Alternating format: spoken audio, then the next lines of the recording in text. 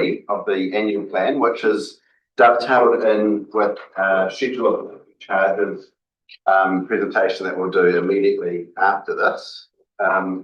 So in terms of what we're going to cover off in the annual plan, confirm direction, an update around the fees and charges consultation that I want to discuss with you. I will then be handing over to Kate to run you through the final draft financial forecasts and rating implications, what we're planning to do with the information document, and then propose next steps after that. Is it, Councillor Leclerc, is it on Stella? Yep. Yeah, and I've provided some hard copies as well, just because some of the graphs are a little bit small for people who haven't got eyesight like me. Right, so just a reminder, this is where we're at with the current Hutt City Council corporate planning cycle. If you recall, you have knocked off the LTP amendment dealing with the removal of 3 water services. We're now in the final stages of the annual plan 26-27. And then I think something that will be of more interest to you is we're now not too far away from getting cracking into the long-term plan 2027. So as you'll be aware, at the end of this month, on the 24th of March, will be the first specific councillor workshop on long-term plan 2027. So I'm looking forward to that. I won't go into the detail here, but this is just a reminder of the 3 workshops that we've had specifically on annual plan and the direction that elected members have provided us over those workshops and what we plan to do today, which I've already mentioned. I think most importantly, the slide that I just want to bring to your attention, and I did mention fees and charges as a separate presentation after this, but now that we have finalised the proposed fees and charges for the 26-27 year and assessed them against the Upper Hutt City Council significance and engagement policy, given that the changes that you will see shortly are largely CPI adjustments and cost recovery updates, these are considered and classified as low significance in our significance and engagement policy. And as a result of that, having assessed against the SEP, there is absolutely no need to undertake public consultation. So officers are not recommending that we undertake public consultation on the fees and charges. CPI as when? 3%. Yeah, as a when. When? Would have been last quarter, I think. Okay. That's good to know, because that fluctuates. It does. Good question. Thank you. I have a look. I'm grateful to have Kate here to answer that. Yeah, I have a lot, but thank you, Kate. So I just, again, so in the last workshop, you'll recall that we had been proposing that we'd undertake public consultation on fees and charges, but that was before we'd actually wrapped up what you're about to see in the presentation. And based on that and the assessment against SEP, we're proposing not to undertake public consultation. And I just wanted to get a feeling from elected members around whether you support that direction. Not anymore. Not anymore? Yeah, I've had a quick read of the papers and just hearing what people are worried about out in the community. I'm not so sure that's a good idea. I support the approach of not going for public consultation on the fees and charges, because they are largely minor changes, and it's not significant in accordance with our significance and engagement policy. And also, I think that going out for just a consultation on the fees and charges is quite confusing for the community, because we're not consulting on the board document. We're only consulting on the new page list of fees and charges. And I also know that most other councils are not consulting on the fees and charges this round, as far as I'm aware in the region, across the region. Yes, Miazo, that's my understanding as well. Anyone else have any? I'm just mindful we've got 2 points of view on different ends here. The other anyone in the middle? Yeah, I'm happy with not going out for consultation. We tend to get the same people. We end up. I'm not quite sure whether that's correct, Councillor Hammond, because I think across the region, the profile of people unable to afford to pay their rents is climbing across the council, and that has an impact on the services that we provide. That I'm just saying that. No, you're right. I'm not arguing with that at all. But this it's probably not the right avenue to try and discuss those things. Because we're talking about fees and charges, not. Because, yes, just to remember, there's no consultation on the annual plan. You've already given us that direction. So the only thing we'd be putting out is, or we propose to put out, is an information document that provides information around what the annual plan looks like, given it's year 3 of the LTP. Perhaps what I could do, I'm just thinking, perhaps I should continue on through the slides and run through with you the plan around the annual plan. And then we could check in again at that point to see if there's any further feedback from elected members around whether to consult or not consult on fees and charges. And then even further to that, if we could even run through the fees and charges slides as well. So look, I'll park that there, and actually, Kate, I'm going to invite you to the table. Because I think, and this is quite interesting information, I think you'll find, that I'm going to ask Kate to run through just in terms of the final financial forecast and the rating implications. There's really a question on page 56, the risk and insurance papers, CPI, the 31 December 25 was 3.1. That's good.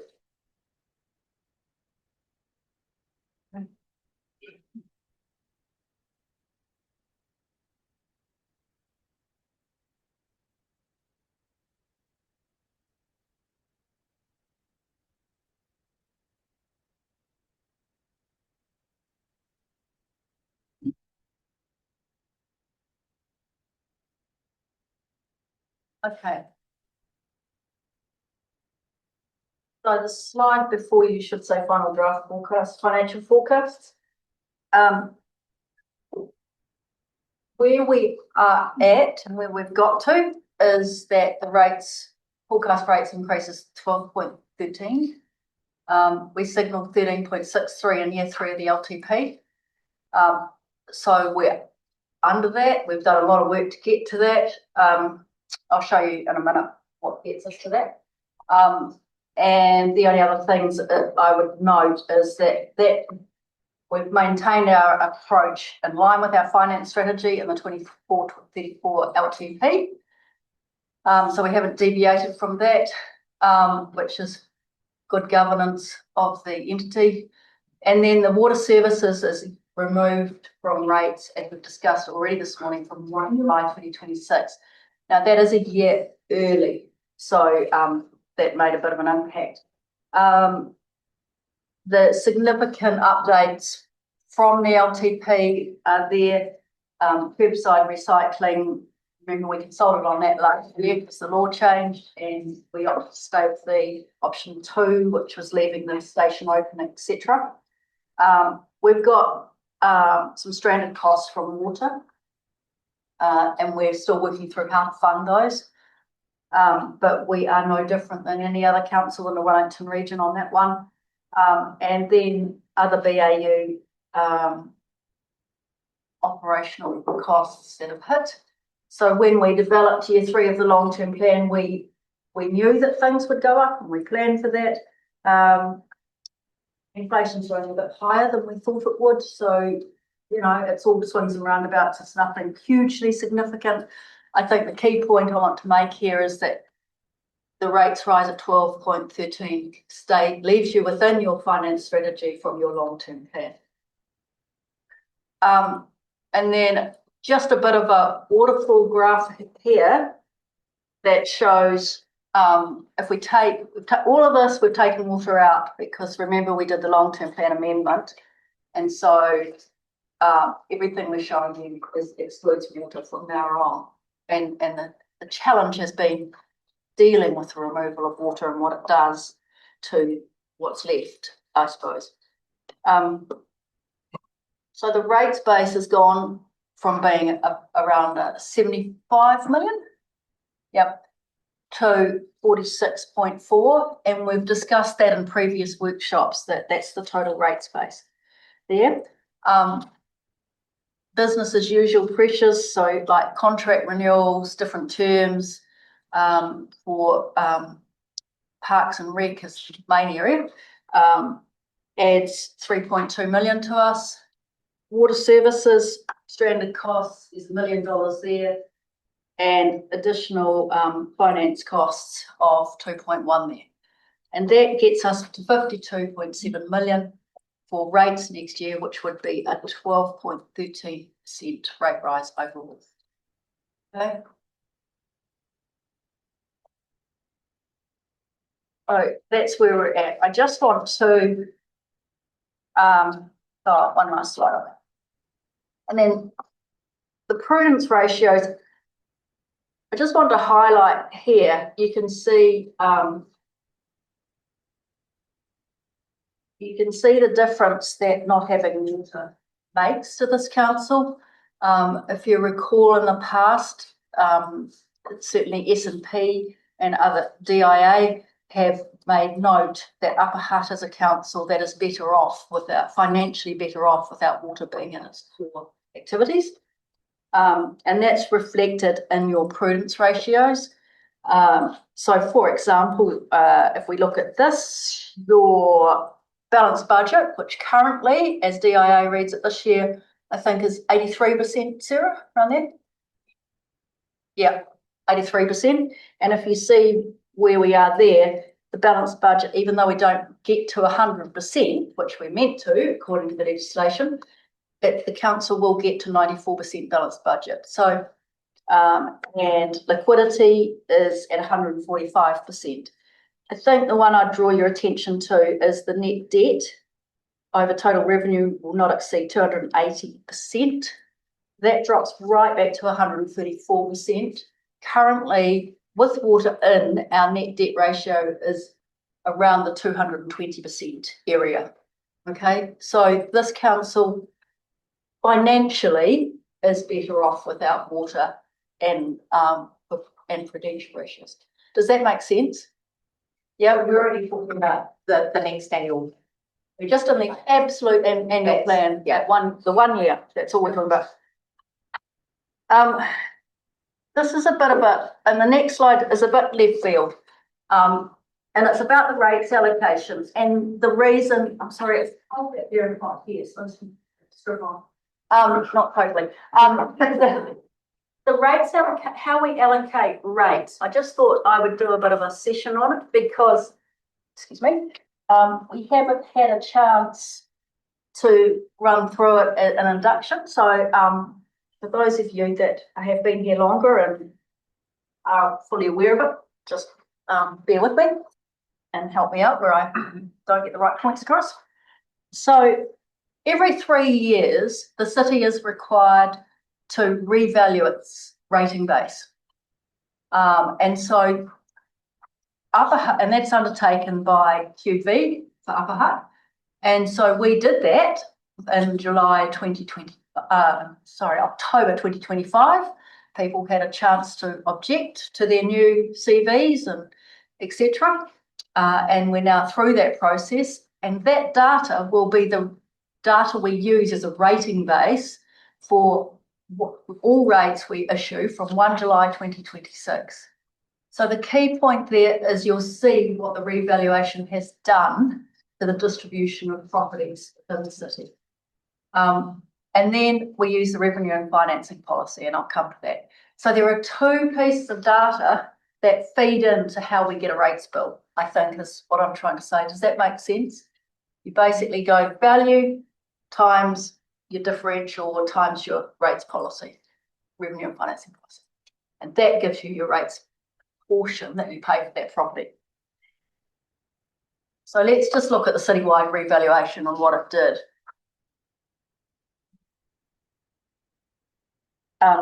You'll understand why I'm getting to this point eventually. So revaluations go up and down. If we go, obviously, and in New Zealand, they mostly go up. If we go back to 2020, when was the last one? 2020. I mean, 2022, but before that was 2019, wasn't it? Yeah. If we go back to that one, then where am I going to look? In there, lifestyle. Let's pick that. The value of lifestyle, the value of forestry, the value of pastoral, dairy, anything rural went very high, right, in 2019. So the rural sector of Upper Hutt paid quite a lot more rates than they had previously paid as a part of the pie, because suddenly the value of their properties was much higher in relation to everyone else. And if you're higher than everyone else and the pie still remains the same size, you pay more. And that's what happened in it was effective from 2020, wasn't it? 2020 was the first year. And so I say that because I arrived here in October 2021 and I'd never met so many rural people. And for a while I thought Upper Hutt was full of rural ratepayers, because they were upset that their value of their properties had escalated so much. And if you think about that time, it was COVID, everyone wanted to live in the country, etc. There was high demand for them. So that was reflected in how the rural properties were assessed for revaluation purposes. If we look at it now, that has changed and there's been a drop off in that sector. Then if we go, excuse me, and you'll see the residential, which is at the base of the ratepayer in Upper Hutt, has also dropped by 9.6 as a duty average in value. Then you'll see we don't have a category of commercial and industrial, we call it business, but commercial and industry, you'll see industrial has gone up 9.7% in value, so they will pay more of the pie in rates.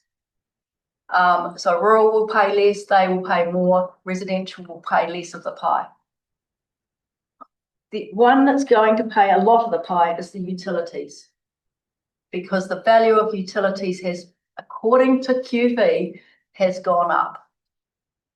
And if you remember, we had the water assets revalued and they went up significantly. And so that reflects that same valuation. So to start with, utilities, which is power utilities and water utilities, will contribute more to the pie, the 52 million. So they will pay a bigger portion of the 52 million as we go forward. And then Sarah's kindly put it into our rateable database and how we categorise people. So you can see there, highlighted in red, are the categories that are going to pay more as a proportion of the total rates. The ones in black will pay less as a proportion of the total rates. Does that make sense? And on the right-hand side is basically just a representation by graphic form. Okay, so you can see utilities are going up to, they'll pay 14.9%. Standard will pay 63.8%. They currently pay 70% of the rates bill. Okay. So that's the first part of the equation when you do rates. Then you go to your rating and your revenue and financing policy, and you go, okay, this is how we being you, councillors, have chosen to categorise the groups of properties. So first of all, they're in standard, rural, business, forestry, utilities, three-wheel utility, corrections facility, and vacant land. And then we have what it covers, and then we have the factor that is applied to each of those categories. So I just want to highlight rural means and 30 hectares. I've put that there because many people say rural, think rural means out of town, but rural and Upper Hutt, it has to be at least 30 hectares big. That is the policy of this council. It is not. That's simply what it is. And when we do a rates review, you can reassess that, but that is the current policy that we must apply this year. The reason I really want to highlight here is the three waters utilities, the differential is 300, the same as all utilities. But the 300, when your value's gone up and you're paying not $1, but you're paying $3, you're getting hit. Does that make sense? Because both bits of your input equation are up. So you're going to pay more of the 52 million as a proportion. Okay. And then we've put it there. What that means, over the page, you can see it is a pie graph. Call that a pie? Yeah, thank you. I suddenly had a blank. You can see in the pie what this year has been. So you can see this year when we did the rates, 70% of that came from the standard $1 of rates for one ratio, 1-to-1 ratio, sorry. And so here, so business, 8.3, corrections 3.2, rural is very small, and then utilities. Okay, so sorry, utilities are 8.3 currently. Business is 16.87. Remissions, I'm not going to cover remissions here for the time being. And that's basic, and then rural is very small, like I say. If we go to 26, 27 on the right-hand side there, you can see the difference that utilities are paying much more of the pie. We can't change that at the moment because we need to actually look at everything together rather than address one piece of it. But I wanted you to be aware of this, the impact of revaluation and what it's doing to who pays our rates, the rates of Upper Hutt City Council. To put it in perspective, so obviously we don't have any control over the value. We do have control over the differential. The differential here, although we can't change it immediately, is significantly more than other councils in the region. And we're all moving to TRQI. The Hutt's differential is just 1, I think, for utilities. The Hutt's differential works slightly differently. It does go up like ours, but they have a cap on it. That's right. So their total rates on utility properties that will be charged to TRQI is similar to ours, even though we have less assets overall, because theirs is capped. But ours is significantly more, and it's not. It was just a fact of the way that it's calculated. So yeah, and so each council sets this policy. It's your policy to set. So Poreroa's, for example, all council properties they rate at 1. So theirs will be TRQI will pay less rates for Te Poreroa, whereas here they will pay $3 for everyone. So that is something to be aware of. We can't react and change it, because when we start pulling apart the revenue and financing policy in bits, we cause unintended consequences. And we have got a rates policy review underway, and it's appropriate to do it as part of the long-term plan, which is the intention. So, but I did want you to be aware that that is there, and that's it's an unintended consequence. We can't control the revaluation. It is what it is. And compared with, do we know Lower Hutt's business rates that we've put now is 290? What's Lower Hutt's? I'm not sure of what theirs is. They do have a factor, but I don't. Theirs is much more nuanced than ours. So they have different rates for different. I think it's area based. I'm not sure whether it's. Yeah, it is. Yeah. It's CBD and suburb. So they've got 2 rates differentials for business. Wellington's is higher than ours at 3. Well, it's high. Yeah. Well, it's dead. But this is something that when we do the rates policy, we need. I need your feedback on what you want to do with your city. So, and then over the page there, Sarah's kindly done some examples of Daniel, to your point earlier on.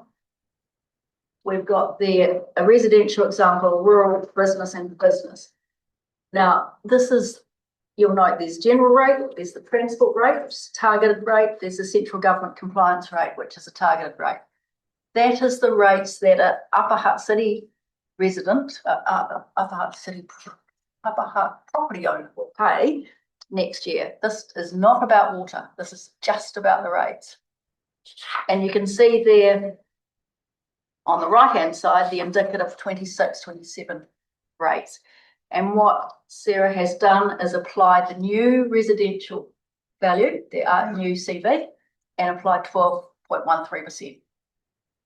The one that is, to me, the one that is interesting, so I'll leave you to read rural, residential and rural. Yep. How many of those rural properties over 30 hectares are only valued at 1.9 million? I have a list of them all, but unfortunately I can't get to my computer currently, so I can't tell you. I can tell you, we can tell you, yeah, if you'd like, yeah. Yep. I think the key is though, that we're trying to show here is that a residential property is not going to see a huge increase in rates because of the point made earlier, the differential and the increase in the base value push quite a lot of the payment of rates for the city into Te Ake Wai. And eventually that will be played through as a water charge because Te Ake Wai must be funded. So that is where that will eventually play out. What the point I want to make is in the future, we'll come to that discussion when we talk about the rates policy, but that differential will make a difference because it will, if that differential is dropped and the water company pays less, someone else will have to pay it. So it's where you give and where you take. And because this is just all about the allocation of the budget. And a lever that other councils could use, say if we're at 300 and others are at 100. Or splits It's about how you split. Yeah. But it's not to do. Oh, sorry, not revenue, but split the proportion or allocate costs onto different elements of the community. That's essentially what a revenue and financing policy does. It says this is how you allocate what Upper Hutt needs to do its business. This is who you get to pay it. Yeah, just how I get it. So when you talk about these other shareholder councils, their utilities is significantly lower than ours, is that correct? What they charge? The differential for utilities in Upper Hutt is significantly less than other councils. Yeah. Yeah, so, and they're all modelled in different ways, but yes. Yeah. But nobody's looking to increase it to, so because they've done the opposite. So the Hutt has very recently put a cap on theirs. Yeah, so there's not, it's not like we haven't done it intentionally. Yeah, no, I know it's not intentional. I'm just saying this, but to your point where you said that will then filter out through water charges, but that won't be just an Upper Hutt, that will be spread out over the entire region, won't it? Because Te Ake Wai will absorb all those utility costs around all the councils. I think if it was left alone at the moment, it would filter to the residents of Upper Hutt. Just Upper Hutt. Yeah, okay. because it is Upper Hutt's policy. But as Te Ake, and I can't speak for Te Ake Wai, so I don't know. But on the face of it, that's how it would look. But I think the relevant point is we're about to do a rates review, policy review, and Te Ake Wai will evolve to harmonisation over time. But yes, I mean at the moment we have the highest differential on utilities. Yeah. So earlier on we saw the citywide revaluation QV data. And so you've got dairy, pastoral, specialist, forestry, lifestyle. Are all of those, and all of those won't be included in rural, right? Because not many of those. That's how QV do it, and then we take it into those categories on the next page. Yeah, so lifestyle fits into standard. If lifestyle's under 30 hectares, Yes, they all lifestyle. they'll go to standard. So they're on the standard. So lifestyle's values have dropped 16.5%, but standards dropped by 9%. Yeah. Yeah. So then you take that into what does a rates bill look like for those, and your residential ratepayer based on their house used to be worth 860k there under the old valuation, The new valuation has their house worth 780,000. And then you apply the 12.13%, and they will be paying 2.26481. They are currently paying 2201.78. Does that make sense? So what is that an increase weekly? Which one? Oh, 60 bucks. No, that's 60. This is for, that's annual rates, yeah? Yeah. So it's only 65 bucks? Yeah. The whole year? Per annum, yes. Yeah. So in summary, most residential properties will experience lower rate increase than the total rate increase average rate increase that we're proposing because of the change in time. Yeah. Because business is picking it up. No, because the utilities are picking it up. Mostly, yeah, the utilities. Business is interesting. QV saw changes up and down on business, depending on where it is. Certain parts of town went down, certain parts of town went up more. So it's average. It's average is up there, but it's actually, when you look at it, it's distributed quite, some are up and some are down. So average is quite a hard term to use with business because, like I say, some go up quite a lot, some come down. So we're just showing that there. I mean, you can see the example Sarah's used. One had a capital value decrease of 10%, the other had a capital value increase of 10%. So it's quite fluctuated quite a lot in the business sector. Okay, so does everyone? Yeah. It's just a going back to the other question a little bit. So because water's not the only utility, I don't know if you can even answer this or not, is the way people are charged for the utilities affected by individual council rates? So like my power bill, for example, is that going to be affected by the fact that we have a 3 times rate versus Lower Hutt? Lower Hutt's power price is going to be marginally cheaper because of that?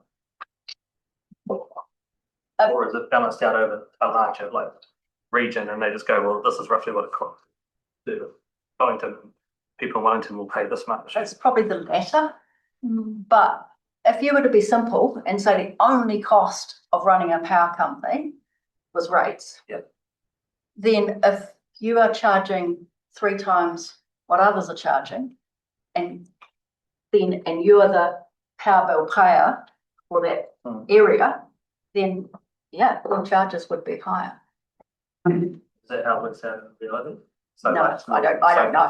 It's unlikely that that will affect our rate. I suppose all I'm doing today is highlighting that if water had remained within council, ratepayers would have been paying this within their water rates, but it's been separated out, so the issue has been highlighted. And it's not unique to us, but is probably the most startling. And winners and losers and yeah. It doesn't change the overall 52 million. It's just who pays what. Okay.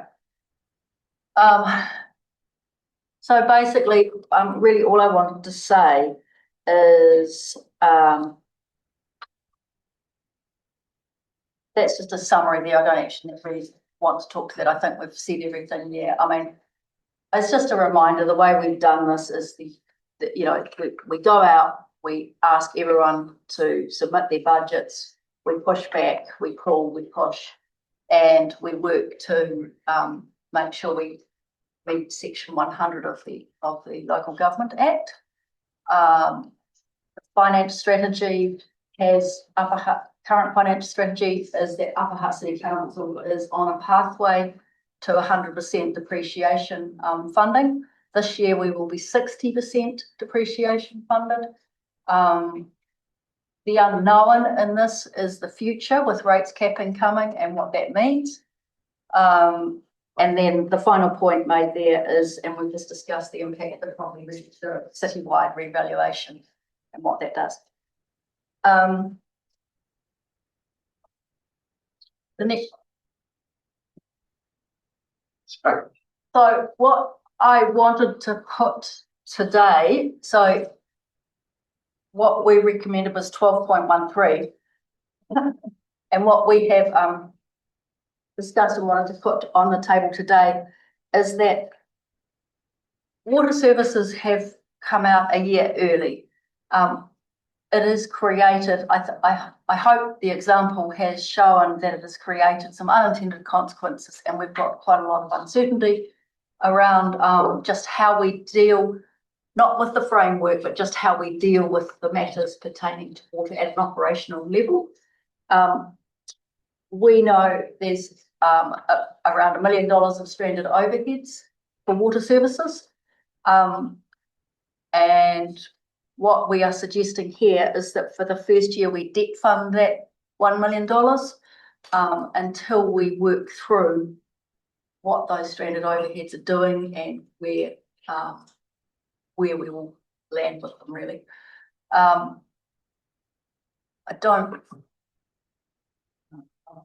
No, so that's what we're suggesting. That would mean the rate increase we're suggesting is not 12.13, but is 9.90. So what Kate's suggesting here is an alternative to our approach that we've so far, agreed to, is to have an alternative lower increase rather than 12.63 to 9.9 as a glide path to making sure that we account for those transitional costs from. So rather than making the ratepayer absorb the stranded overhead straight away, we're suggesting we bring them in a more smoothing path, a glide path is a good word for it. Over what period of time?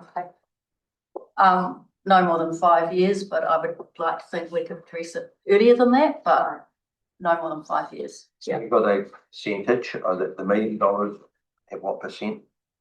$1 million is just over 2%, because remember 1% on the left-hand side there, 1% is, well, currently rates are 46.4 million. So 1% is 464,000. So that's just a bit over 2%, yeah. 0.5%. It's about 2%. So Kate, all of these changes, whether it's the 12.13 or it is just reflected of water. There are no other programs that we had in our LTP that are affected by this to get to these two numbers. No. So we've just water. Sarah can frown at me and tell me I'm wrong. We built it based on what we expected to do. We haven't made any other changes. The work that will be undertaken in 26, 27 is in line, financially in line with what was all our planned in CapEx LTP. projects and haven't been touched. Yeah. And again, that's why there's no need to publicly consult on this, because nothing changes from year 3 of the long-term plan. Yeah. It's just as a result of Three Waters. But it's just good to have that actually articulated so the community actually understand that it's just the water that is bringing these two options on the table, and that the work program and the LTP is still going to go ahead. That's correct. And depending on the feedback that elected members give us on this right now, that's exactly why don't have in front of me a information document to give you right now, because this was something that has come up in very recent times, and it was critical to get your direction on it because it will directly go into the information. So what would it do with our debt profile then? What would it raise it to? Because at the moment we're at 135, aren't we? And then if we go and do another $1 million from LTFA. So 1.3. Was it 135? Sorry, that was water. What our current debt profile is. So we haven't yet modelled, but it would be 134%. Right. And we've got it until 280. Yeah. Currently sitting at around 220, 230. I don't have the exact figure in front of me. But $1 million would add. I'm going to come back to you on that answer. Yes, please. Sarah hasn't yet modelled. Well, we haven't done it because we've worked it all on 12 months. 1.3. Okay. But $1 million is not going to be material figure, because remember our debt currently is about 242. It's in the risk papers how much our debt figure is at the moment. And so I was just wondering if this would add to it. the key is we've still got to work through what it is. Yeah. So when I say $1 million, you've got to, I think it would be useful to keep in mind that this is the assumption built on year 3 in their long-term plan. Here's a question. Oh, I think I've had questions too. Kate, you Oh, sorry. feel, you're in charge, you feel whose question you Sorry. asked. I think there's 5 or 6 of us. Oh, sorry, I wasn't looking at this. No, that's fine. No, that's fine. But clearly, just the generative, we're not answering the smart questions over here, are we? So. But what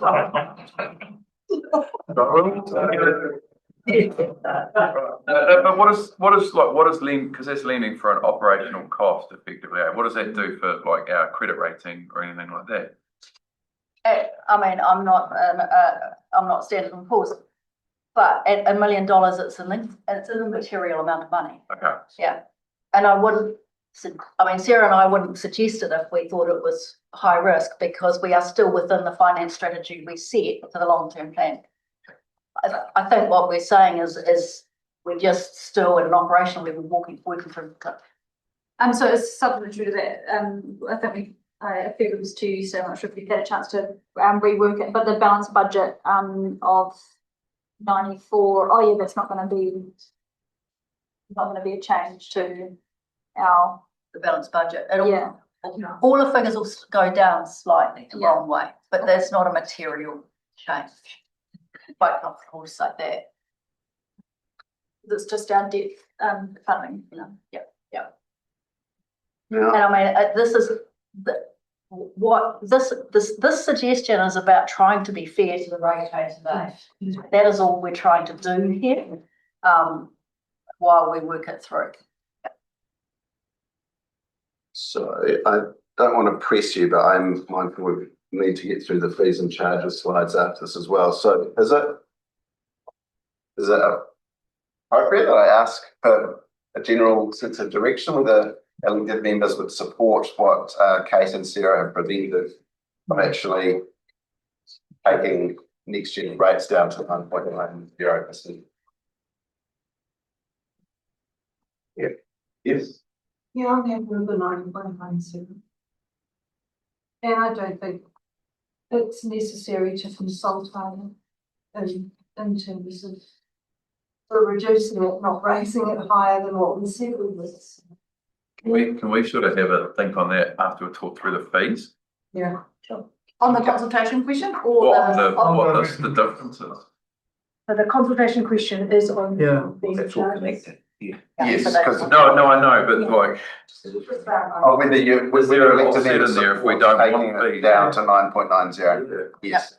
Yep. So currently we sit at 12.13, just to be really clear, that's what we'll walk away and do, but yeah. Bearing in mind, correct me if I'm wrong, Kate, but the fees and charges are encapsulated consideration for elected members. They don't impact this. This sits outside of that But I think the question is around affordability and the pressure of fees and charges. overall. yeah, basically. Yeah.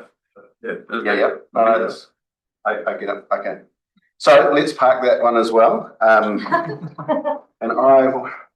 I will go on to the next page. I'll remember all the things we've got parked around and we'll come back to it.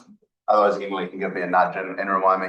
So just to the point which I just made. So what we've been working on is what's called an information document. An information document on the annual plan is a bit of a grand description for it, because at this point in time it's 2 pages of an A3 piece of paper. Because again, just to remind you, sound like a broken record, this is year 3 of the long-term plan. Nothing changes to the question that was asked. None of the work programs change. Nothing changes from what has already been agreed by council. So I don't have an A3 piece of paper here today to give you. That's currently what the cover might look like. But what I've got there for you is just an idea of the section headings that would be in it. And in terms of final design, that will depend on some of the questions we currently have parked. And I would bring that back to you for you to have a look at. But it is a very dry business as usual document when you see it. Which actually brings me to next steps, because as a result of the fact that it is year 3 of the long-term plan, So officers are proposing that we can actually get on and do this really quickly and then move you on so that, and it's the last point on this slide, to focus more on what I think you're really interested in, which is long-term plan 2027, where you really get to set strategic direction and implementation plans associated with that. How much money do we have for that then? I know. Yeah. Well, I'm the strategy person and the money person. So on you're that, so I can give you all the big ideas. I know. No, we're partners in crime. So, partners in good for the community. Because genuinely we're here, all right, for what's best for the community. So just a reminder of that. So, thank you. Back to next step. So we are confident as officers that if elected members agree that there is no need to consult on fees and charges, and again, let's just park that for this time being, we could actually bring to you on the 1st of April, it's not an April Fool's, this is serious, we could bring to you papers and supporting documents to allow you to adopt the annual plan, adopt fees and charges, and adopt the information document that would go out that we would use to communicate this information with the community. And the second point involved there, just notes, and if there's any tricky questions on this, Kate will have to answer them, but we would also need to come back on the 30th of June, just before the beginning of the new financial year, for you to actually strike the rate or adopt the rates resolution itself. Now, what I'll say here is if elected members decide that you do want to consult on fees and charges, and that's absolutely your decision, we'd be seeking that direction clearly today, though, because it changes our whole work program. What that would look like, just to give you a rough heads up, is that we would then probably come on the 25th of March, which is the LTP Performance and Finance Subcommittee, where we would ask you to adopt the information document and the other the fees and charges material to go out for a community engagement period that would look like around 31st of March to 4th of May. Then we would of course need to have hearings, and we would need to schedule 2 days of hearings for you to consider any submissions that come in through that fees and charges consultation process. On the back of that, there would be council deliberations. At this point in time, we're probably looking at 3rd of June for that to take place, and then followed by actual council annual plan adoption, and we could do it all at the same meeting. We'd actually have to, because it's the last day of the financial year, on the 30th of June. So those are two pathways before you here today. So depending on whether you agree that we don't need to publicly consult on fees and charges, we can get this done quite quickly and move you on to focusing on the future, that long-term plan 2027, or we can go through a public consultation and all associated hearings around consulting on fees and charges. What would that cost? That is a very good question. The consultation, Yes. Yeah.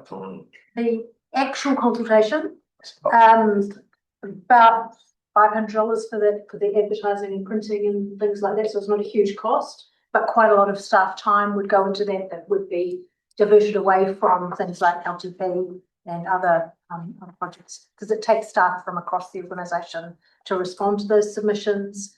A lot of your time, potentially for some of the online engagements and things like that as well, so there's quite a bit of time that goes into it rather than Yeah, dollar cost. I mean, just to support what Emily said, I'd see it from an officer perspective as an opportunity cost. We plan for all eventualities, but we are a mean, lean organisation, and it would free up staff time and capacity to be focused more on other pieces of work. But we're up for it. Don't get me wrong. So it's your decision ultimately. I think the risk to the council is the risk of that because we would be only consulting on the fees and charges. People might put in submissions that are much broader, and we value their time as well. But the only influence they would have is very much at the margin in terms of the a dollar here or there, or whatever it is for our fees and charges, or small amounts in proportion. So I feel like we risk that you know, going out for engagement has to be meaningful in my estimation. And I think we risk going out for engagement on something that's not meaningful, confusing everybody and wasting their money now. And the new fees and charges haven't been in place for very long either, so it would feel quite a short time frame to me. It didn't seem so long ago that they were being set anymore. Fees and charges are set every year Yes. to start on the 1st of July. So we do fees and charges annually. The change. But they were increased then, so. Some fees were increased, some fees are always increased, some fees are removed, some new fees are added. And that's what the next presentation goes through in a little bit of detail as to what happens to the different fees and charges. And are they still covering their cost since that? We will get it. We will show you a moment. Volunteer, we will get into that. Should we re-pose the question after you've done the fees and charges? Yes, yes, that sounds good. Right, fees and charges. I'll lead into this, but this is, as you'll see, it spans the organisation, fees and charges, obviously.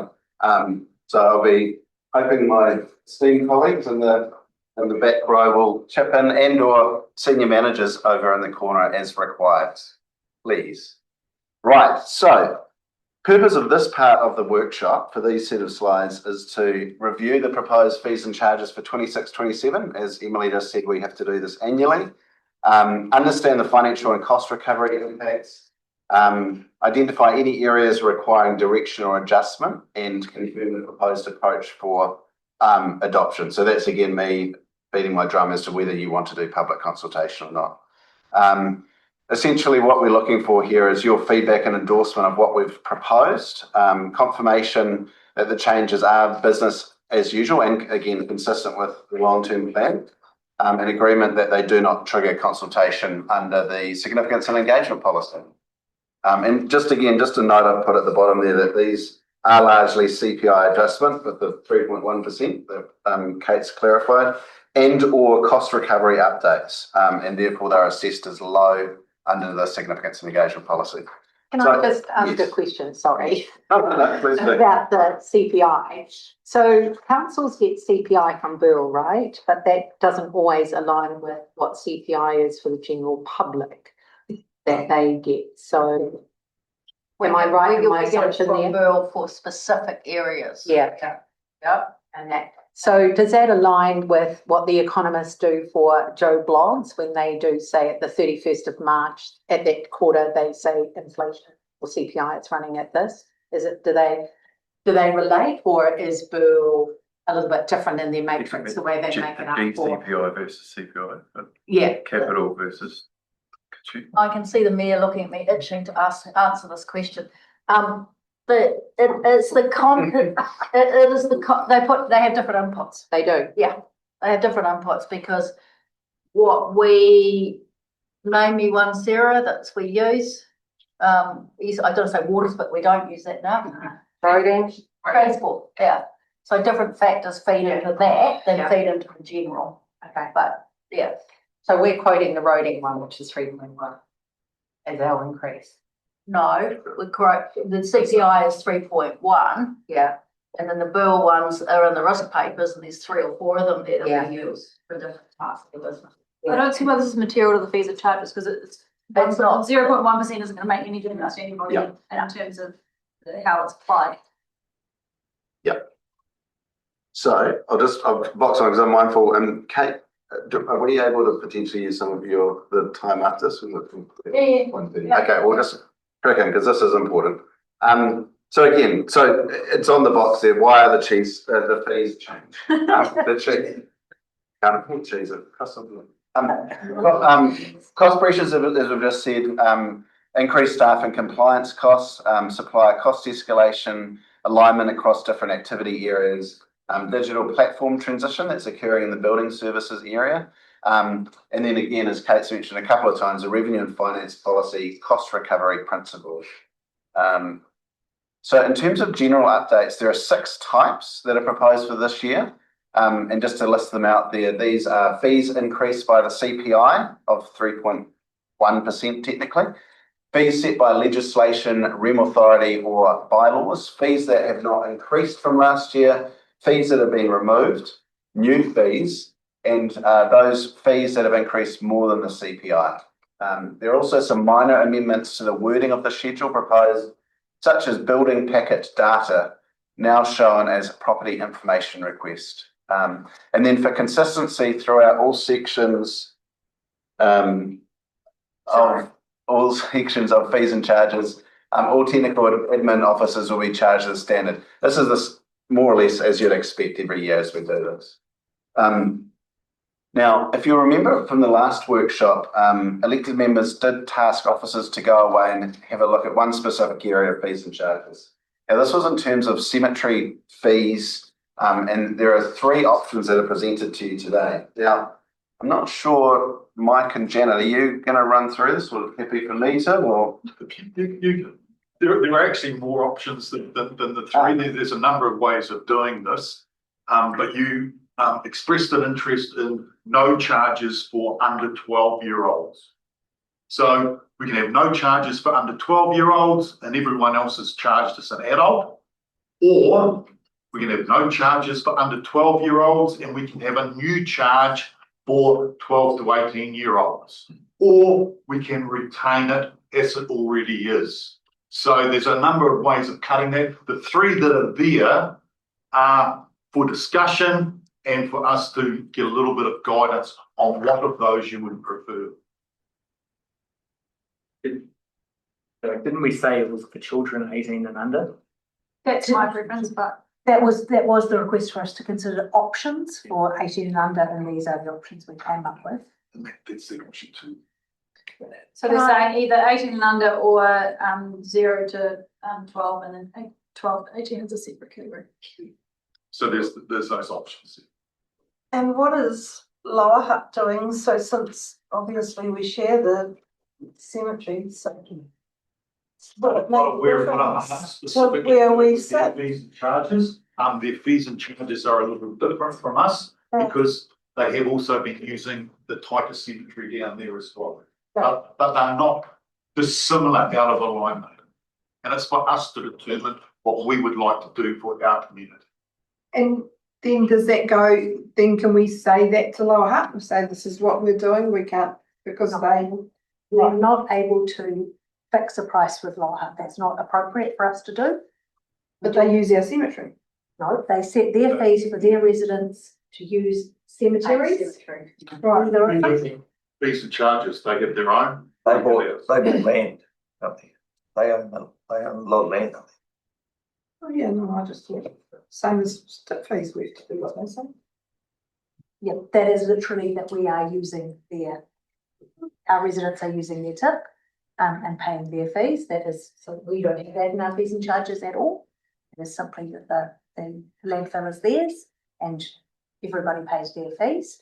This is slightly different, but we are certainly not in a position where we can set fees to them.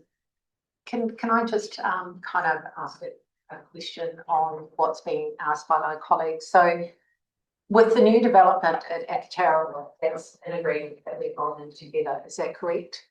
Yes. Yes. Right. So with that agreement that we've agreed to go into, is that when we would start harmonising our pricing, or would we still be quite separate? Still quite separate. Right, okay.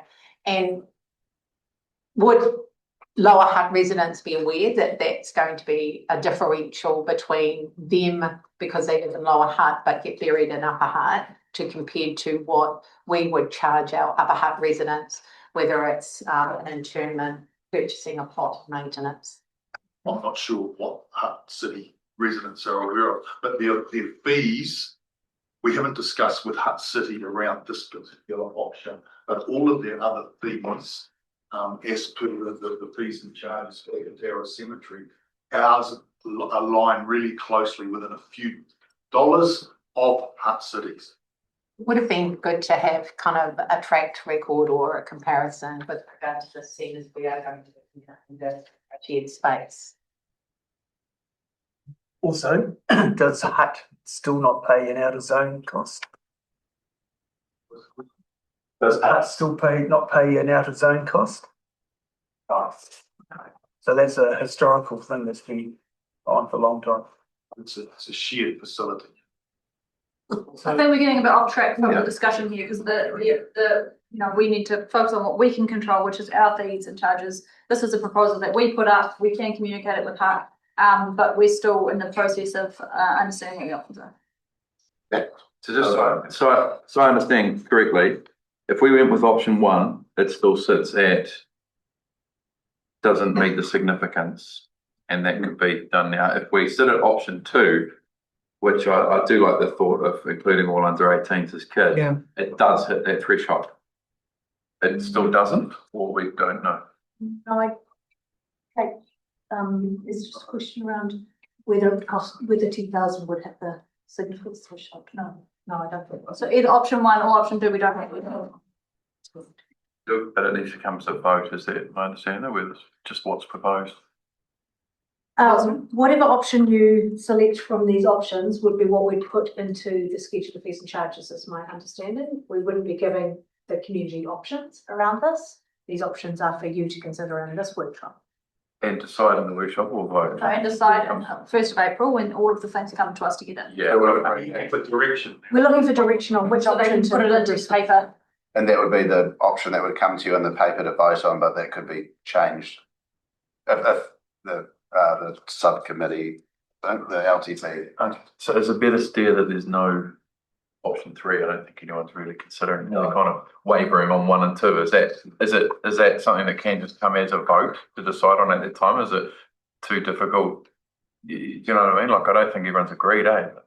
Oh, so the question, procedurally on 1 April, we can have an amendment to the fees and charges if there's a split between the opinions on 1 and 2. Yep. But the cleaner way is for a direction to be given now and then a vote to be. No, I know, but No, that makes, I get what you're saying, but did that answer your question? it does. And the fact that neither are actually significant. So they could come to that point on April and neither are going to trigger consultation for you either, depending on which way people. That's correct. Neither are going to trigger a consultation.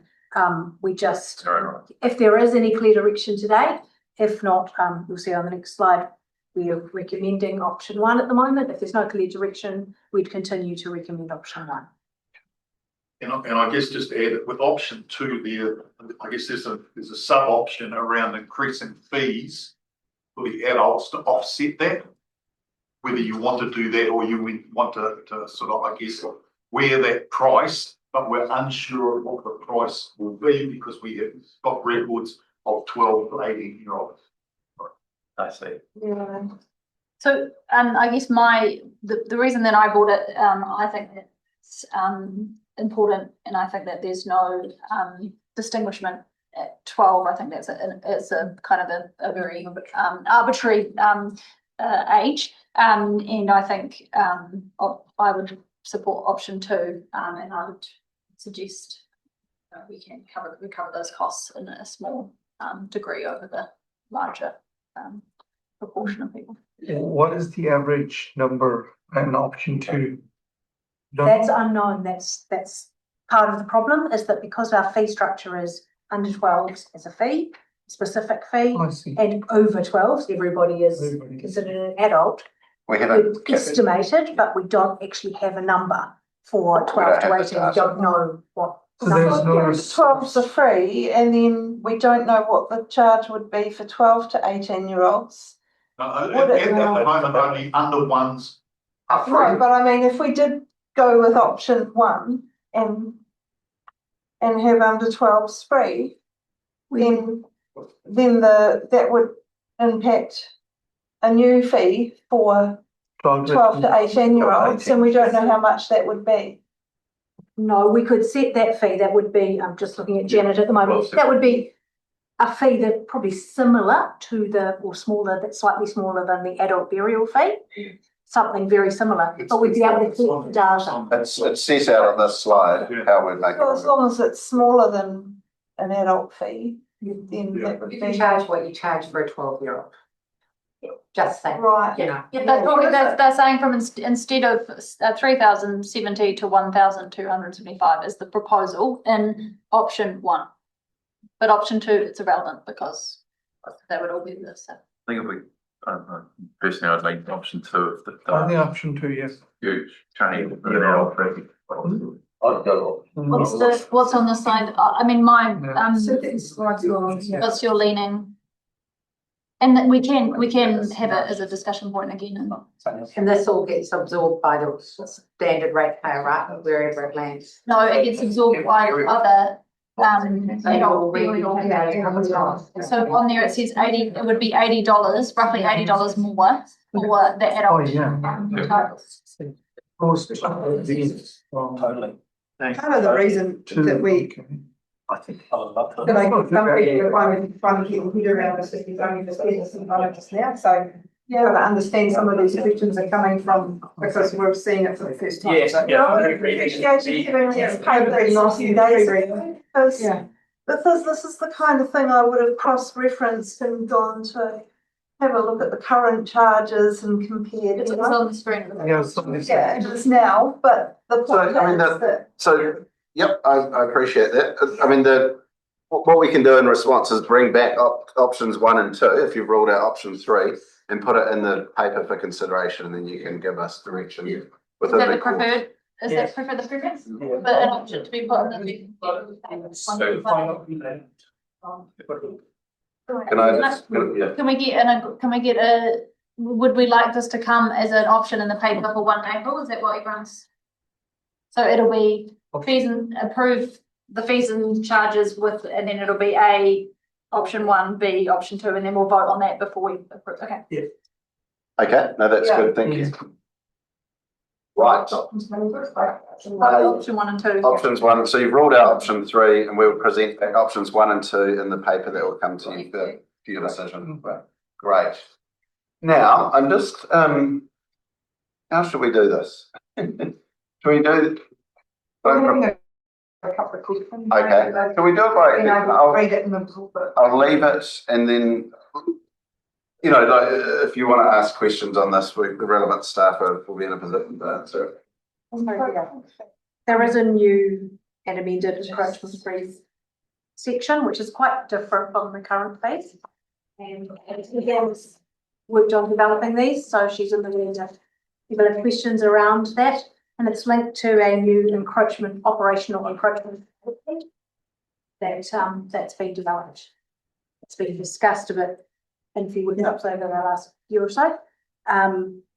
So that's the proposal that we're putting forward. There's no options there. They're just a series of new and amended encroachment fees. So what would be an encroachment on a park? What would be an example of one? So we had one recently where the person Beach Street had built their fence out and had their garden going out into a park.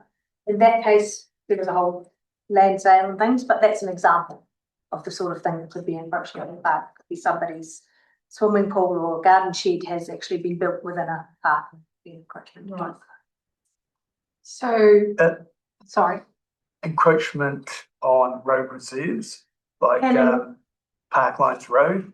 I think it's about everyone encroaches on there. Yeah, I think that's one thing that Suzanne might be able to comment on. Fences in rural situations, is that something we'd consider an encroachment for this purpose? Yeah, we could do. Sorry, through you, Chair, there is a number of examples. So, for example, there's, as Emily was saying, there's sort of Paul's garage has been built on legal road. Fences can also be an example of that as well. So someone's kind of extended their property effectively by putting the fence driveway into legal road. So yeah, that's captured by that. but that would be just about every rural property, right? Yes. Because every rural property, I know, That work I can tell the ones that have put their fences on the edge of the road reserves, and that's not many. They have They should. And what's the road, Bangor, that school's on. school? What's the, Yeah. what's the school? Now, about encroaching, wouldn't it? We had a battle on that one about 5-6 We years did. back. Yeah. And, Because the road reserve's wide in rural Upper Hutt. but anyway, it's So- got to be consistent though. We already have an encroachment system, if you like. And so that we're not dealing with that issue. We're dealing with what fees do we set for these things. So the proposal is there's an initial application fee and then there's an annual basically like a rental charge, to be applied to these encroachments. And does Will this only be when only, we know about them or have had conversations with the landowners about them. It's not something that Suzanne's proposing to go out and identify a huge number, is that correct? Like through you, Chair, this policy in the first instance will be any new encroachments that are coming to us, that this will be applied, but there will also be an element of looking at our known encroachments that we've already captured and considering how we deal with those. and does this apply to council land only? It doesn't apply to private property, so if your neighbours. Fences in the wrong place, it's an infraction on your property and you don't care, then it's left alone. As this is a fee that council is getting from people, absolutely it doesn't deal with boundary issues between properties. Right, so it's only road reserve and parks and, yeah, okay. And as said out at the bottom of the slide, it differentiates with parks, Yeah, roads. that's other why it would council have been and- really good to read this stuff prior to the workshop, I think. You know, we're trying to pick this up really quickly and read it, you know, listen to you at the same time, so. Yeah, no, I take on Definitely board a that few days feedback. in advance would be really helpful. And another question around the encroachment on parks, that won't affect community gardens or any other food provisions, right? It's just private people encroaching onto park, okay. It is, yeah, private activities on public land. Okay. Councillor. So with the road reserve, we're not telling them to, say, for instance, they've got a fence up onto the boundary.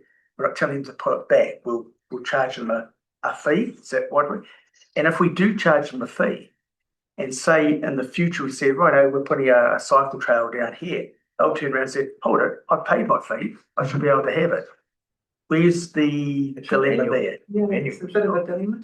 Suzanne, do you want to come up to the table perhaps? So, They don't pay it in their rates though, Dave. No. They don't pay it in their rates though. It could have been captured in their rates, but they don't pay it in their rates. Still I'm not paying quite fees. sure how they're saying that they pay it. Well, if they- Tim can answer the question, right, let's have Tim answer the question. So I think the encouragement policies in place and has been some time, correct? So and encouragement fees and charges have been in place for some time. It's just a changing of the fee structure. In terms of road reserves, if you have got a fence and it is encroaching on council land, you pay an annual fee. If we want that to put a and leave a fence there, if we wanted to put a cycle trail down there, for example, you wouldn't pay the next year's encroachment fee. We'd have a conversation with you about it. You know, that would be part, we'd discuss it. This isn't running out and, you know, enforcing these things. It's about the conversation, and we'd know we were going to put a cycle trail down there anyway. So it's just about trying to tidy up some of these things and make sure we are a private person is getting a benefit from the use of public land, that there is an offset of that cost for our ratepayers. And we do that now already? No. No. Okay, right. I just have a question on encroachment when people in the hospitality trade ask for encroachments where they can extend their dining. Is that covered, and what will their increases be? What will they pay annually? Because is this $200 across the board? So through you, Chair, the current encroachment fee structure is that there's a charge for the licence for And parks initial, yeah. and then a separate charge for the licence for roads. So the encroachment fee could also cover some instances where people want to extend their outdoor dining. And what we're suggesting through this fee structure is that we charge them based on the square meterage that they would be encroaching onto public land. And it will go up, so it's a 1% of dollar value with a minimum of $200 per year. year. Yeah. That's pretty hefty for hospitality. So, you know, if the 1% isn't higher than 200, then they get lumped with the 200. Am I reading that right? That's how it's currently structured, but obviously we're happy to take your feedback if. I just think that with the increases on licensing for hospitality and things like that, you know, if you're going to use the same brush for all, I just think it's a little bit unfair for hospo. That's in my opinion. Okay. through you, Chair, you know, the whole idea behind this is that there's a public use, you know, there's a private use of public land, and so the hospitality industry can decide whether they want to encroach or not based on the fee structure that we're proposing. Weren't they under the impression that actually they only had to pay a one-off cost, or has that changed? Have they been paying an annual fee regardless? Because obviously reading this, we've got an initial charge and then we've always had annual fees.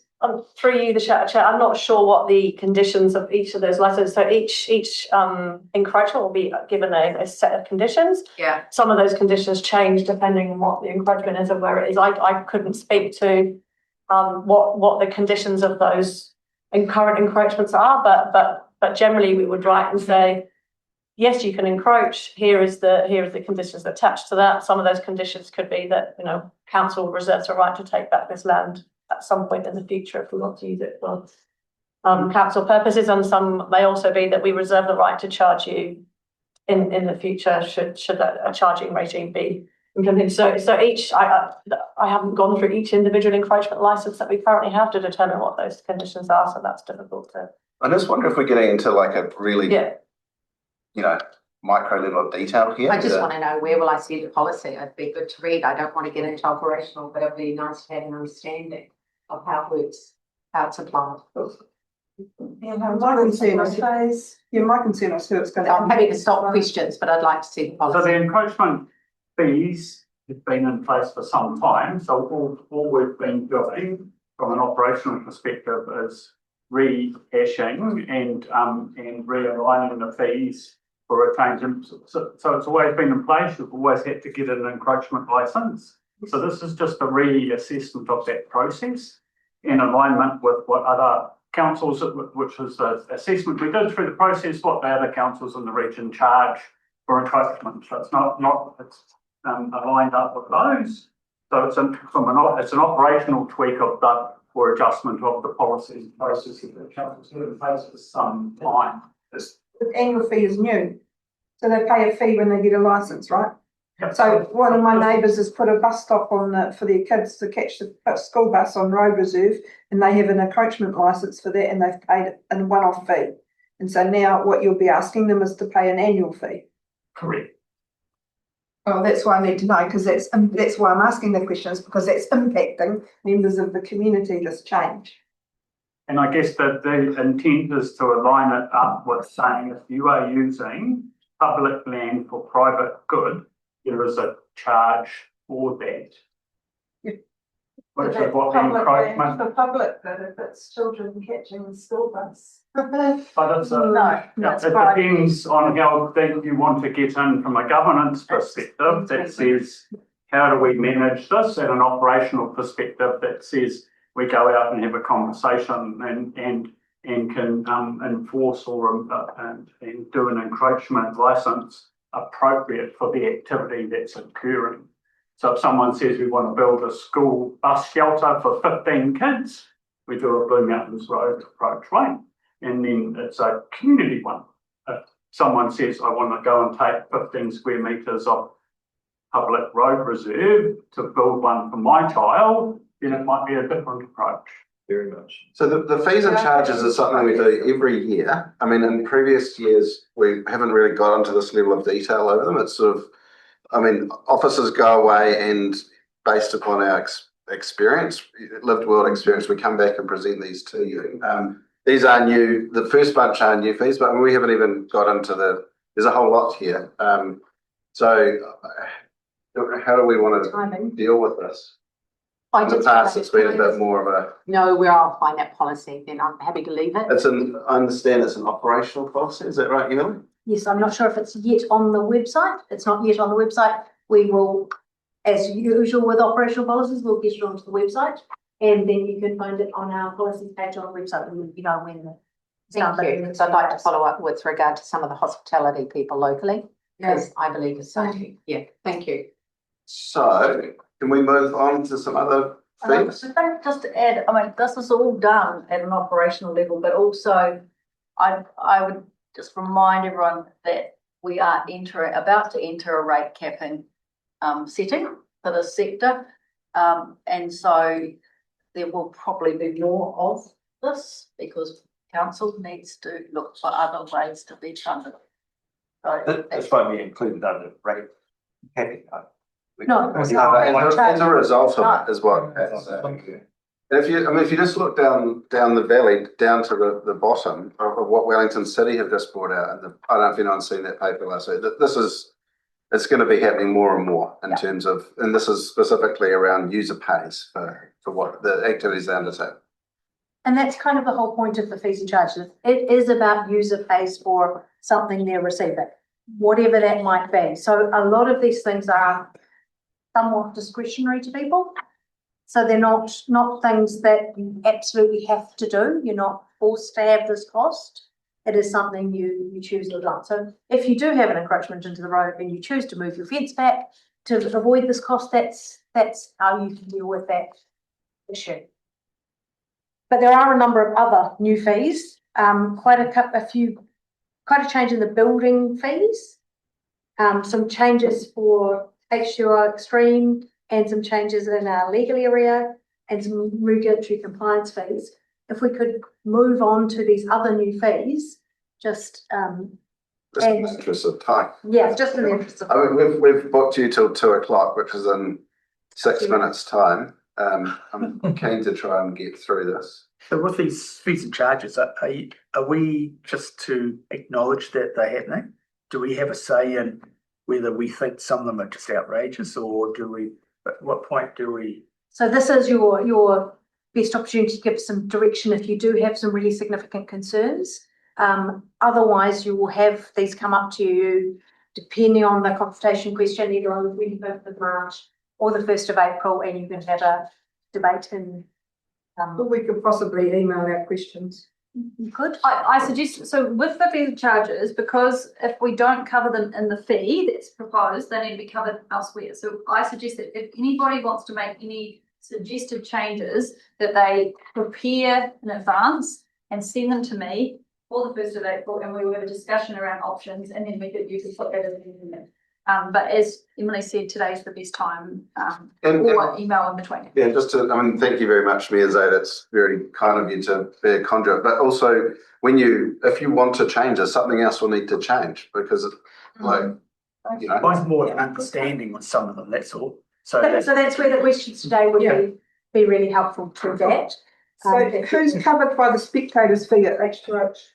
Yeah. I'll pass it over to the big man in the back. Or spectators? Spectators, $2. You knew this was coming. Through the chair, so this, the spectator charges for every single person that comes through the facility. If you come through with your children, you don't get charged it. If you come through with a school group, you don't get charged it. It is mainly for people who are coming in and using the facilities, and dare I say it, stealing, and are coming in and using the toilets, or potentially going in and jumping in the pool once they're past reception. Because at the moment there's no fee for a spectator. You can rock up and say, I just want to go have a look at the pool, and you can go through. We then get chasing people who go and jump into the sauna or the spa or the pool, and so basically they're getting a free swim at the cost of the ratepayers. Also, we get significant theft as well, and the people who do that don't engage with reception either, beyond saying I'd just like to go in. So it also stops that problem. So it's not hitting people who are coming through with kids who are swimming. That is more for people who are just trying to rock through that look. Is that theft of other users' property? Is it theft of pool, or what's the? Theft of other users' property. Once you're in the building, you can, we watch the pool, and we watch people, and we try and keep an eye on everything. But once you're in there, you do have access to the changing rooms and the lockers, and Why you not people? So it's more so than cost recovery. It's more about deterrent for like antisocial behaviour. It's a little bit of both, because if you go in and you use some of the facilities, we're not getting any cost of recovery of it, and then also the anti sort of behaviour where people are just coming through on potentially somewhere just to use the services anyway, or to take people's stuff. It's worked when I was at Wellington. It worked really well to deter people who were coming off to do thieving, because for some reason they do not like to pay $1 or $2 to get in, and they have to talk to receptionists, so they're on a camera system as well, where at the moment, if you can get in and you know where the cameras are, like some of them who are very smart, they can move through the building. It's very hard for us to catch them out. So A lot of other call centres have this plan. Yeah. Okay. But like I said, we charge it for people who are just coming in to spectate, not to come in with your kids or whatever. Like, And so then it's not, if we're like really getting into nitty gritty, I apologise, it's quite operational, right? But this is the question. If I'm going in with, say, well, my kids are too old watching, but like if I'm going with my wife and I've got young kids, only one of us actually the parent, the other's a spectator, how does that look? Yeah. for us, if you were going for as a family group, then you would be a group with the kids Family supervising. also, okay, Yeah. cool. So in the interest of moving forward Yeah. and being aware that we are in the business of cost recovery from our fees, so just to be clear, that's what the fee is for, is the cost of recovery for services used, just making that clear. It's not punitive, it is cost recovery for services used. So You want that one. yep, that's fine, still a cost recovery fee. These are the new fees, and then if there's no questions on that slide, we will move through to some removed fees. Hopefully there's no questions about those. I just got a question around the fees for cancellation within 3 days of appointment for food premises. Is that reasonable given how quick food premises, work can change? They could have made an appointment when they're quiet and then all of a sudden they're busy. And Without reasonable explanation, councillor. what is a reasonable explanation? Oh, I forgot. It's not a reasonable explanation. So I mean, it just gives us flexibility to have a conversation with our customers. And the team are really good at knowing what's right and what's blowing smoke. So just we can list out, that this is a list of reasonable explanations, but it's just. Is the removed fees? Any questions on removed fees? Obviously, we've had this discussion about the secondary one, so other than that. The complex matters for bonds, easements and other matters, is that because the question's just not asked anymore? Yes, because we've got set hourly rates for legal time separately, this was just not a necessary thing to into the legal time. Any animal fees that have changed? So the animal fees, your dog fees come to you separately, and they are coming to the 1st of April, for adoption completely separately to this. We will just pick them up and put them into the schedule when it is published on the website, but it comes to you completely separately from this conversation. To comment on those. So then there's a list of no increased fees. A number of these, most of them actually, are very clearly set externally or by our bylaws. So we don't have a lot of control over those. The ones we do are things like the ones at the bottom of the page, the adult and child weekly membership fees and the softball seasonal fees. And they've just partly voiced some of those are because they were new last year, and others are just, there's no need to change them at this time. So we'll move on to the fees with larger increases. So while most things are 3%, there's quite a lot of detail in the next several slides around the ones that are going to a bigger change than 3%. Some of these look like quite substantial percentages, like 225 to 250%, but they're actually quite small numbers in terms of the actual fee. And they're not things that people do regularly, like you would get a property information request for a property And again, once in a while, not weekly or monthly. So. And it's just recognising the cost. So, how much of our staff time is being involved with these requests. So for the first one, it's actually a reflection of actual cost. Just making it fit the cost recovery requirements. So there's quite a few changes in the building. Any concerns or questions? Just one there, this page, 36%, simple residential project information room. Why what's the extra workload that's involved in that?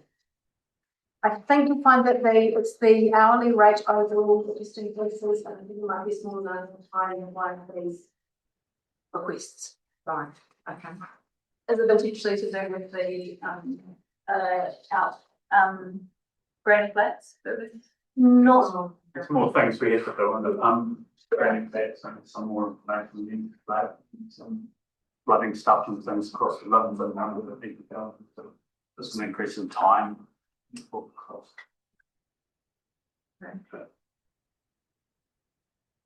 moving on to land transport and library.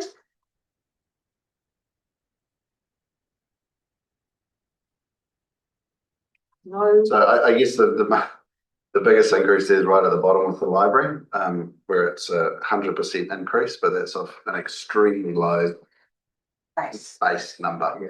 So we're going from 20 cents for black and white copying to 40 cents.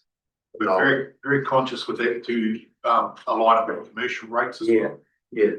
Like we have a place. So we're not undercutting. And the encroachment licence fee for land transport taken. To be consistent, yes.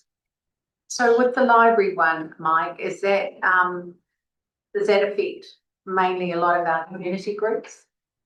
Or will that affect a lot of our community groups? Sorry. No, the community groups can be done under a different umbrella. That is just for the one-off. For the okay, thank you. That for A4 only? Or is that for all sizes?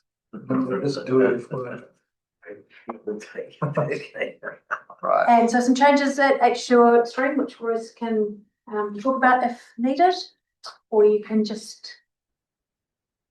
There was just one earlier where there's a new fee for hotspots and swim hotspot combo. But that's not really listed down here. It's under the new one. So if it's a new fee, it's Yeah. just under new fees, these are increases over, so they're not covered in the same. So what's the new fee? I can explain it. At the moment, currently, as an adult, you can pay $6.50. You can have a swim, you can have a spa, you can have a sauna, you can have a steam room. What we're doing and many pools do is the sauna, steam room and spa are separated off, and there's a specific charge for them, and then there is a charge for swimming. Yeah, I understand. Yeah, and it's the same $6.50, but it's just different. Differentiated. It'll go up $6.70 Right. both, and you can get concessions, and that's, if you're a member, it's all encompassed in your membership. Yeah. And Royce will be pretty impressed when you do that. Okay. More around learn to swim increases and holiday and party hire packages. All of these are relatively small increases, and a lot of them are due to rounding to get to a sensible number. Through you, Chair, just say that, sorry, on the Learn to Swim ones, I know Learn to Swim is really important to everyone, but we are well under the private people and stuff, so this is a very fair community rate, even though it's got support as well. No, 64. Yeah. Parks and reserves, so obviously the encroachment that we've talked about. We have not. So just on this one, you're going to have to fight with the rugby round. And your risk, especially 41% increase on last year, but your risk participants not using the ground, which is defeating the whole purpose of actually having it in the first place. Based on, and Kate alluded to it before, is the cost recovery. So the cost recovery for our parks is between 15 to 25%. And obviously costs have gone up. That is recovering 20% for the maintenance of that ground for 6 months of the year for which rugby are using it. So if they don't use it at all, you won't get anything. What's the correct? Where will maintenance charges go for the school growth? It's not used. Then you'll have the cricket guys as well, a 21.4% increase, and they're quite vocal, so you'll get a callback on that as well. That's predicated on that this isn't going to happen in every other council. So what are the annual costs, Mike, to maintain? Because I'm looking at cricket, and I suppose we're I am looking at is the junior ranks that have gone up, right? That's a bit of a concern for me. And that's not just for cricket, that's for all when we're encouraging our community to be active. So I know you could kind of move that over, but is that because we've got more junior ranks and more junior teams using the facilities that they've gone up that much? 32.1 for cricket and 5.3 for rugby? More, councillor, to do with the costs of maintaining and through the season, maintaining those. Yeah, but then I would have thought that the increase would have been averaged regardless of age. It would have been the same.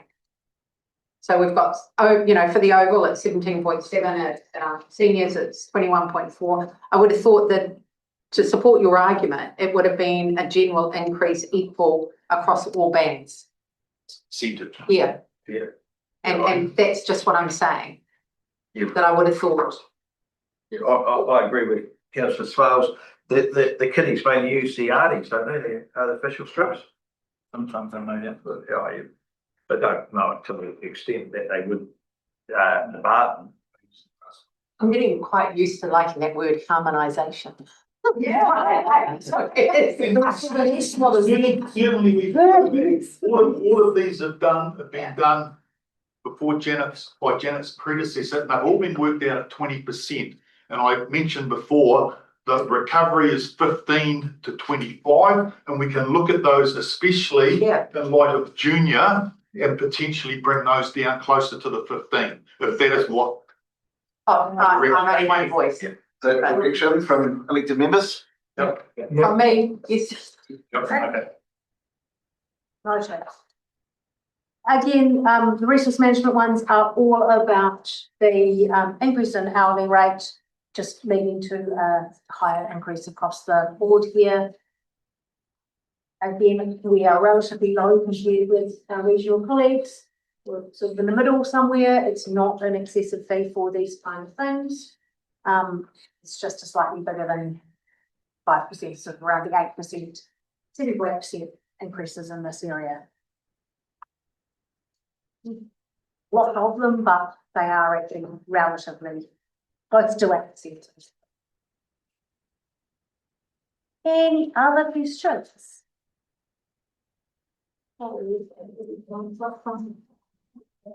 Look, I apologise for not providing this to you earlier. We'll definitely take it on board. Hopefully by providing an extra 45 minutes, we've been able to get through all of the material.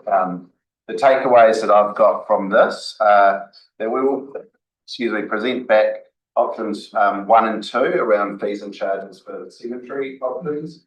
We will change the increase to junior sports fields to 15%. We'll bring that back to you. But can we just now get the agreement around, or the indication for officers around who do not really want them to go out for consultation for fees and charges?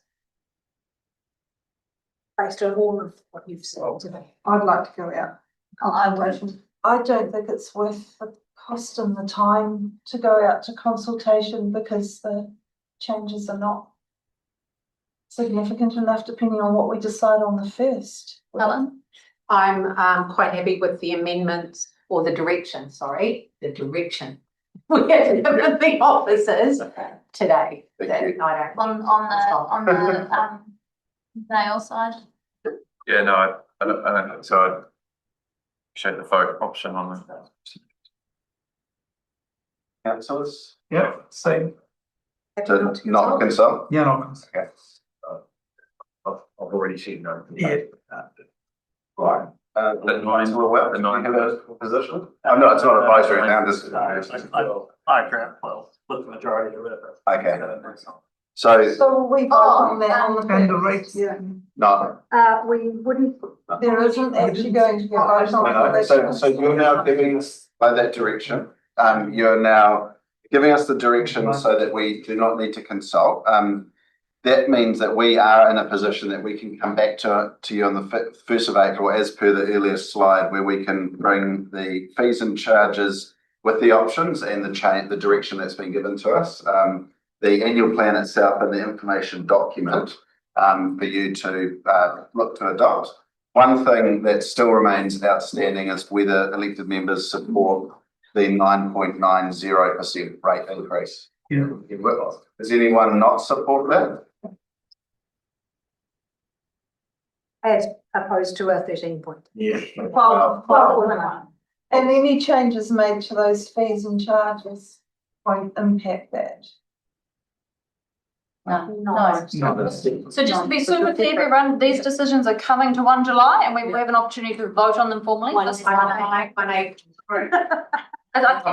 why 1 July was kept haunting me. And then, but now this is an indication. So we still have an opportunity to need to give officers a fair chance to put everything together. And there's a few minor things that are going to come through as options. Everyone happy? Yep. Nobody's going to revolt. 9.9 for rates, and we're not consulting on fees and charges. Correct. So Okay. that'll be what we put in paper. Yep. Obviously, if there's just disagreement on the day, that's a corporate matter. Yes, that's Go you. through that process. That's what's pushing in the paper. Yeah, a lot of. That, on behalf of officers, thank you all very much for sticking with us. That was a lot of heavy material, and we're just going to end. I love to also about 70, so right. Kia tau te rangamari e, kia wātia te ara e kina ake te tapu o tēnei hui. Whakaare ake ki runga, tihei Māori ora. Thank you, councillors, thank you, spectators.